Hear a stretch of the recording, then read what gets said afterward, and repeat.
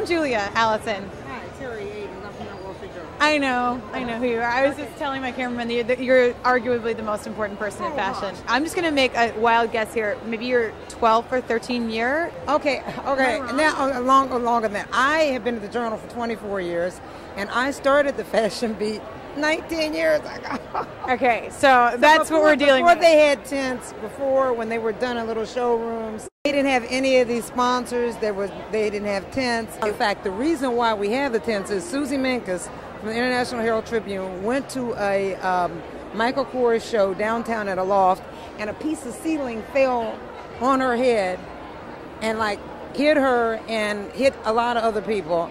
And after that, that is what the catalyst that started this whole thing. How old are the tents? The tents are what?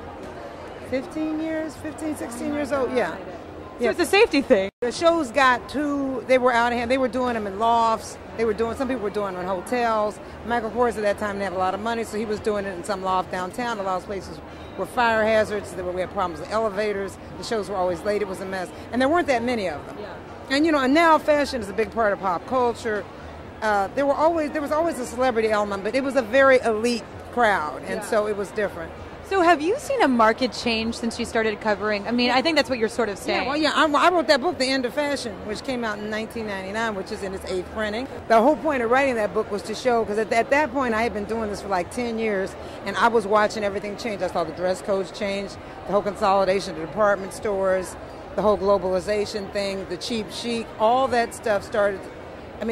So as a reporter, it's been fun for me to cover this industry because I've been around for all these like really seminal moments. And now the whole, elite designers doing low-end lines, or I don't want to say low-end, but, less expensive. That's part of it too. But the other thing is to remember, designers never made, there are only so many rich people or people who need ball gowns and things like that. But for a while, they were making a lot of their money on fragrance. Well, that no longer is the case. They don't make a lot of money on fragrance the way they used to. And so the whole point is that, this was a way for them to, the whole accessories thing got started, and that was a way for them to make money. And so the fashion shows are really basically a publicity stunt. Yeah.